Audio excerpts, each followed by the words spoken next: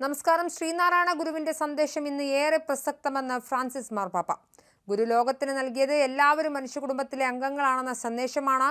ശ്രീനാരായണ ഗുരു തന്റെ ജീവിതം സമൂഹത്തിന്റെ വീണ്ടെടുപ്പിനായി സമർപ്പിച്ച വ്യക്തിയാണെന്നും മാർപ്പാപ്പ പറഞ്ഞു.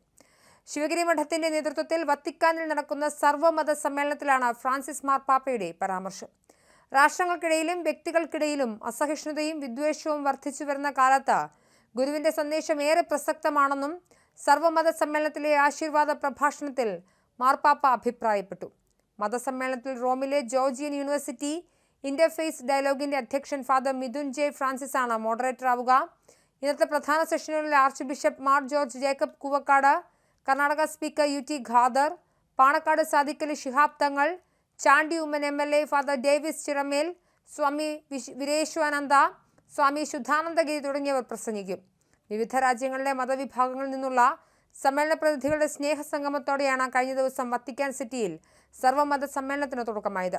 സമ്മേളന വേദിയിൽ ഇറ്റലിയിലെ ജനപ്രതിനിധികളും സമ്മേളന പ്രതിനിധികളും ഒത്തുചേരുന്ന മത പാർലമെന്റും നടക്കും.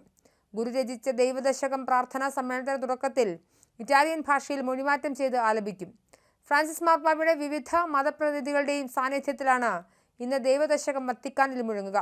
ദൈവദശകം 100 ലോകഭാഷകളിൽ മൊഴിമാറ്റി പ്രചരിപ്പിക്കുന്ന ദൈവദശകം വിശാലയത്തിലേക്ക് പദ്ധതിയുടെ ഭാഗമായി 2017 ഇറ്റാലിയൻ ഭാഷയിലേക്ക് മൊഴിമാറ്റിയത്.